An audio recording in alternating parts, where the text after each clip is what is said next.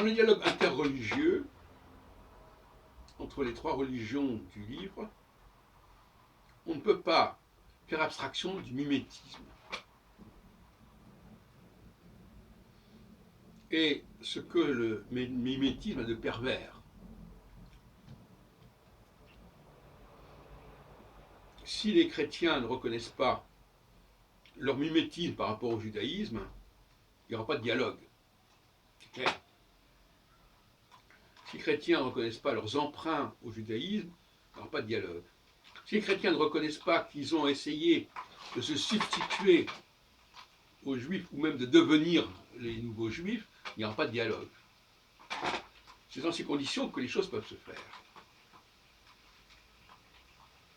Et la question de savoir si les chrétiens sont disposés à faire ce travail de repentance, et même en quelque sorte de pardon, de demander pardon, puisque la notion de pardon, c'est une notion fondamentale dans l'histoire du christianisme, mais aussi dans l'histoire du judaïsme, et plutôt dans l'histoire du royaume d'Israël, qui,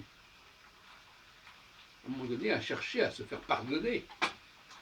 Et les prophètes ont accusé les gens d'Israël d'une sorte de faute. Donc, ils venaient se faire pardonner les offenses à Dieu. Donc il faut que les chrétiens acceptent cette dimension de l'offense. Ils ont fait offense au judaïsme, et à travers le judaïsme à Dieu. Bon. Par le culte des idoles, en tout cas des icônes, notamment le crucifix, etc. Mais ça, c'est leur droit. On ne demande pas aux chrétiens de se comporter comme des juifs. Au contraire, ils sont complémentaires des juifs. Donc, il y a cette idée de mimétisme, mais aussi cette idée de complémentarité, qui est représentée par le Shabbos Goy. C'est-à-dire, ce que les juifs ne peuvent pas faire, les chrétiens peuvent le faire. Ce sont les auxiliaires des juifs. C'est comme ça qu'il faudrait le voir. Et c'est une dimension tout à fait digne.